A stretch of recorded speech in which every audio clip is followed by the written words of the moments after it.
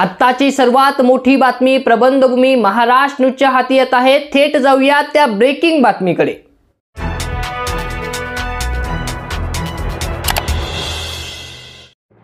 आत्ताची सर्वात मोठी बातमी प्रबंधभूमी महाराष्ट्र न्यूजच्या हाती येत आहे। देवळ्यात 9वीत शिकणाऱ्या 14 वर्षीय मुलीचा विहिरीत मृतदेह आढळून आल्याने खळबळ उडाली आहे। 2 दिवसांपासून ती बेपत्ता होती। खडकतळे येथील ही घटना असून नातेवाईकांनी आत्महत्येस प्रवृत्त करणाऱ्यांवर गुन्हा दाखल झाल्याशिवाय मृतदेह ताब्यात घेणार नसल्याचा पवित्रा घेतल्याने काही काळ तणावाचे वातावरण निर्माण झाले होते। या बातमी संदर्भात सविस्तर माहितीसाठी आमचे देवळा विभागीय संपादक वैभव पवार थेट आपल्या सोबत कॉल लाईन वरून जोडले जात आहेत। बोला वैभवजी, या घटनेसंदर्भात काय सविस्तर माहिती मिळते? नमस्कार सर, देवळा तालुक्यातील खडकतळे येथील गेल्या 2 दिवसापासून बेपत्ता असलेल्या इयत्ता 9वीत शिकणाऱ्या पल्लवी समाधान पगार वय वर्ष 14 हिचा मृतदेह शनिवारी 9 ऑगस्ट रोजी दुपारच्या सुमारास घराशेजारीलाच विहिरीत आढळून आल्याने खळबळ उडाली आहे। रक्षाबंधनाच्या दिवशीच घडलेल्या या हृदयद्रावक घटनेने परिसरात हळहळ व्यक्त होत आहे। देवळा तालुक्यातील खडकतळे येथील पल्लवी समाधान पगार ही मुलगी इयत्ता 9वीच्या वर्गात शिक्षण घेत होती आणि गुरुवारी ती आपल्या राहत्या घरी दिनांक 7 ऑगस्ट रोजी घरी असताना ती दुपारच्या सुमारास अचानक कोणालाही काही न सांगता घरातून निघून गेली होती। याबाबत घरच्यांनी व नातेवाईकांनी आजूबाजूच्या परिसरात शोध घेतला असता ती मिळून न आल्याने अखेर देवळा पोलीस ठाण्यात तक्रार नोंदवली आणि देवळा पोलीस ठाण्यात या संदर्भात बेपत्ता असल्याचा गुन्हा देखील पोलिसांनी दाखल केला होता।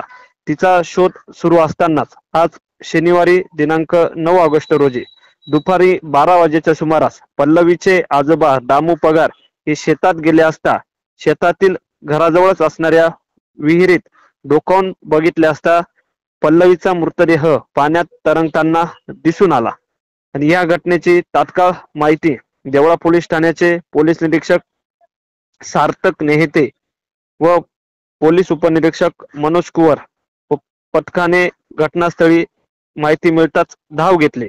मृतदेह विहिरीतून बाहेर काढून देवळा ग्रामीण रुग्णालयात शवविच्छेदनासाठी पाठवण्यात आला। मात्र या घटनेनंतर नातेवाईकांनी तिला आत्महत्येस प्रवृत्त करणाऱ्यांवर गुन्हा दाखल झाल्याशिवाय मृतदेह ताब्यात घेणार नाही असा पवित्रा घेतला होता।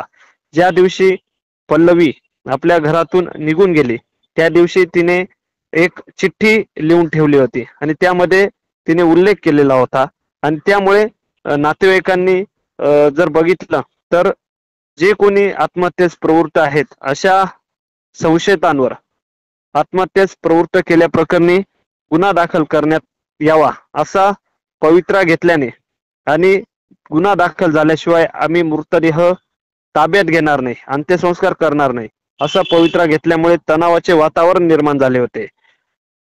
याबाबत देवळा पोलीस ठाण्याचे पोलीस निरीक्षक सार्थक नेते यांनी देखील नातेवाईकांशी चर्चा केली। मात्र नातेवाईक संतप्त झाल्याने या संदर्भात कळवण पोलीस उपविभागीय अधिकारी किरण कुमार सूर्यवंशी यांनी तात्काळ देवळा पोलीस ठाणे येथे येत नातेवाईकांशी चर्चा केली।